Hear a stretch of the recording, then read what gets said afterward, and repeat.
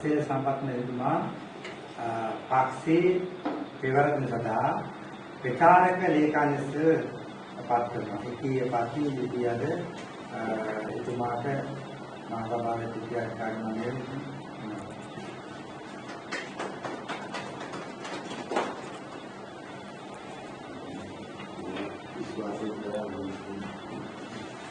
අයුවන් සතුටින් සොම්නසින් අපි හැමදාම කතා කරනවා. ජනතාවගේ ප්‍රශ්න කතා කරනකොට ජනතාව ඒ බලයට පත් කරපුවාට අපිට ගන්න. ජනසිත පෙරමුණ පක්ෂය අදට වසර 15ක් වෙනවා මේ පක්ෂය පිහිටවලා. එහි අපි තරතුරු අද කීපයක් පත් කරා. ජනසිත පෙරමුණේ ප්‍රචාරක ලේකම් පාරිභෝගිකයන් වලින් අනනගෙන අසීල සම්පත් මෙතුමාට ජනසිත පෙරමුණේ අද සිට ප්‍රචාරක ලේකම් ලෙස පත් වෙන ලබා දුන්නා.